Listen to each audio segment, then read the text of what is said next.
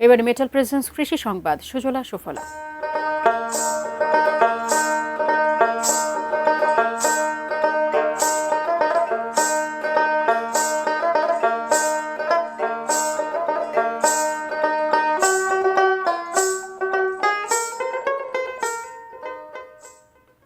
ভরা মৌসুমে জমজমাট দিনাজপুরের লিচুর বাজার। আড়তে প্রতিদিন বাড়ছে লিচুর সরবরাহ, সেই সঙ্গে বেড়েছে ক্রেতা বিক্রেতাদের ভিড়। তবে তীব্র যানজট ও দীর্ঘ অপেক্ষার কারণে ভোগান্তিতে পড়ছেন চাষি ও ব্যবসায়ীরা। দিনাজপুর প্রতিনিধি ভুবন সেনের পাঠানো তথ্য ছবিতে ডেস্ক রিপোর্ট। দিনাজপুরে বাগানগুলোতে এখন থোকায় থোকায় ঝুলছে রসালো লিচু। ভোর হতেই গাছ থেকে লিচু নামাচ্ছেন চাষিরা, নিয়ে যাচ্ছেন আড়তে। নিউ মার্কেট সহ জেলার আড়তগুলো ক্রেতা বিক্রেতার পদচারণায় মুখর। বাজারে পর্যাপ্ত সরবরাহ, দামও মানানসই, তাই খুশি ক্রেতারা।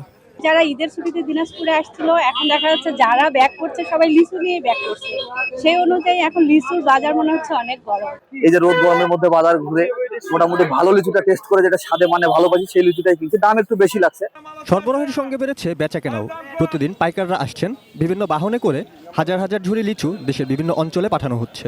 তবে বাজারে প্রাণচাঞ্চল্য থাকলেও স্বস্তি নেই চাষি ও ব্যবসায়ীদের। এই গরমে আড়তের আশেপাশে তীব্র যানজটের কারণে সময় মতো লিচু পৌঁছাতে না পারায় দুশ্চিন্তা বাড়ছে। ঈদের ছুটি শুরু হয়ে গেল, কুরিয়ার সার্ভিস গুলো বন্ধ হয়ে গেল। এই দুইয়ের কারণে আমাদের লিচুগুলো মানে নষ্ট হয়ে গেল, অনেকটা নষ্ট হয়ে গেল। লিচু বিক্রি করতে পারলাম না, কেউ কিনলে না, আমরা পরিবহন করতে পারলাম না। তবে বর্তমানে একটু দাম আছে ভালো, যতটুকুই আছে অতটুকুই আমরা ট্রিটমেন্ট করার চেষ্টা করতেছি। বৃষ্টিপাত হচ্ছে ঘন ঘন, আবার মনে করেন যে বৃষ্টিপাতের জন্য লিচু পোকা হয়, লিচু থাকতেছে না। আর মোটামুটি গত বছর থেকে এবার একটু বাগানে যারা আমরা করতেছি একটু মানে কম হবে আর কি, মানে লাভবান সেরকমটা হবে না। লিচুর মান বজায় রাখার বিষয়টিতে সর্বোচ্চ গুরুত্ব দেওয়া হচ্ছে বলে জানিয়েছে কৃষি সম্প্রসারণ অধিদপ্তর।